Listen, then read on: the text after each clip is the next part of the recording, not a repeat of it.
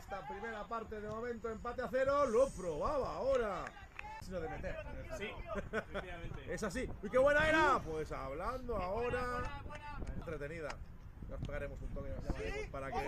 Entonces es un cable. Otra parada de Héctor. Pero aún la tiene el Racing. Puede otra vez. Madre mía, qué portero.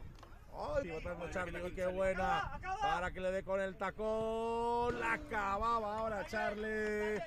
Me encanta y me parece una pena que ay, qué buena la otra cosa, lo comentamos. Pues el primero. Comentando, balón arriba. Es Marcelí, pues, uy, en línea de gol. ¿Qué ha sacado Iván? En línea. Qué bien, ahora se la intentaba llevar. Me parece que era Óscar, ¿no? Uy, qué buena, al palo.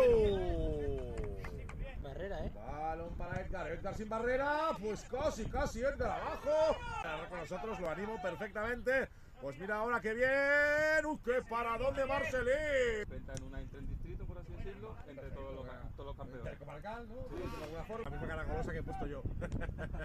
Uy, ¡qué buena! ¡Qué buena! Y otra vez parada de Aitor Romero. Se puede.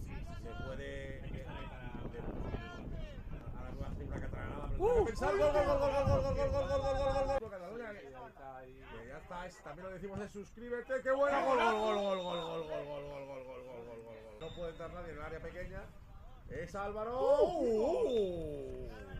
¡Qué buen chute de Álvaro! Era el presidente otra vez. Pero la pelota para Charlie. Charlie, gol. Es Raúl para Álvaro.